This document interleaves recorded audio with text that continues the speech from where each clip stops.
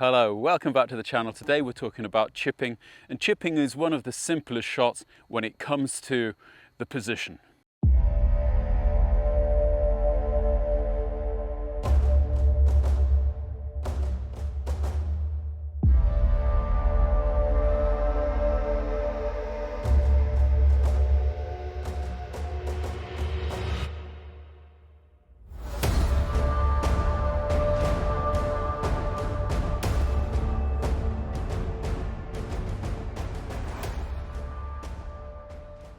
So if you've been following us over the last few weeks, then you've seen that I've been working a lot on this position that we see all tour professionals get into. And one of the best ways of actually practicing the position is when you're chipping. When you're chipping, really, that's something we've been taught for years, is get the hands ahead of the ball, get pressure on the ball. And sometimes, unfortunately, it's just not gone right because I don't think everybody's really understood it. But if you were to practice with the shaft extension or with the TRS here, you're going to find out very quickly whether you're chipping correctly or not, simply because of the feedback you get here from the extended stick. You should not have any feedback whatsoever. That means if you do this exercise correctly, you're not going to feel anything between yourself and the TRS. So the very first thing to kind of look at is your address position. When you're addressing the golf ball, you can muck about a bit with ball position, but you want to try and get a slightly narrower stance around about kind of hip width, a little bit more weight into your lead side, and the feeling of the hands ahead of the ball, more or less opposite the left or the lead thigh. By doing this, basically, you're almost putting yourself in a position you want to get back to at impact.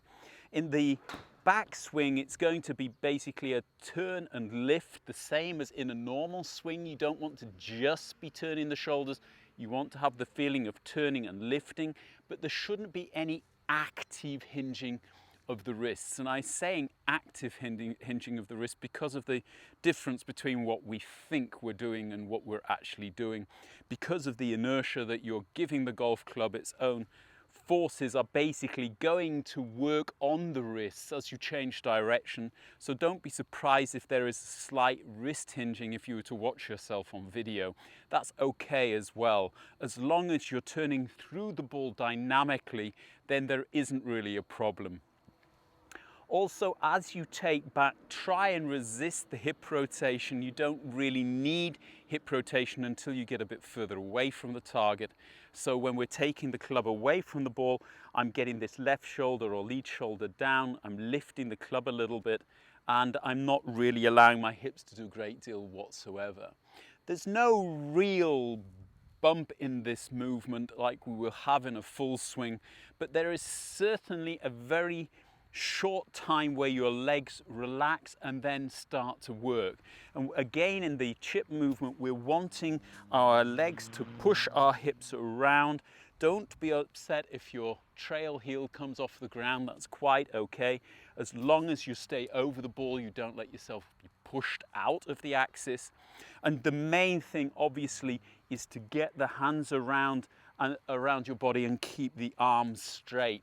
So although I haven't got the right arm totally straight in the address position, I'm not really letting the elbow buckle at all when I'm playing the shot.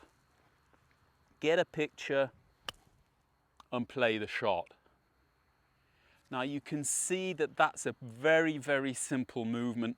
I get a pretty flat angle of attack because there's not much hinging of the wrists.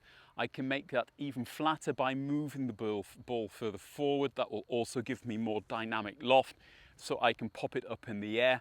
Although I personally tend to have the ball pretty much kind of in the middle to the left side of the feet, and I will change the loft rather than change the ball position. But again, it works both ways, so it's up to you to practice this and see which works best for you.